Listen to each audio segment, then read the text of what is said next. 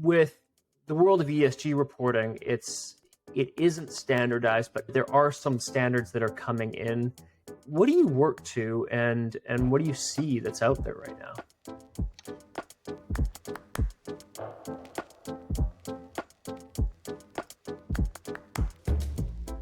Well, we had a big discussion about that before we launched our first ESG report. That's one complaint we get from investors, not for us particularly, but for the industry, that there is no standardization, and they would prefer that everybody be reporting to the same metrics so that they can do a comparison. Like if one company is reporting to GRI and one's doing SASB and one's sort of just picking whatever the framework is that they want to use, some of them are implementing the Mining Association of Canada towards sustainable mining protocols, and someone else is doing the World Gold Council's RGMPs. Like there's just no consistency. And so there's no apples to apples comparison that they can do. And so I think there will be more regulation over the years. And like in the Canadian mining industry, everybody has to follow I-43 101. It's a reporting obligation. So investors are pushing for that, to have one reporting standard that everybody has to follow.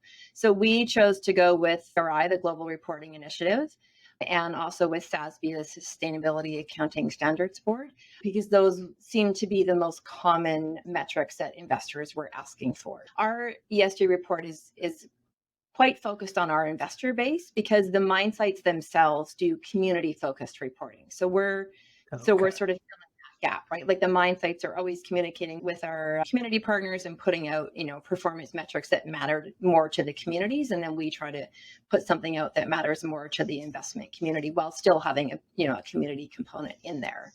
But then like our climate action report that we just put out using the TCFD framework, the Task Force on Financial Related Climate Disclosures. I'm probably going to get all these acronyms wrong. I think you're nailing them, but yeah, okay.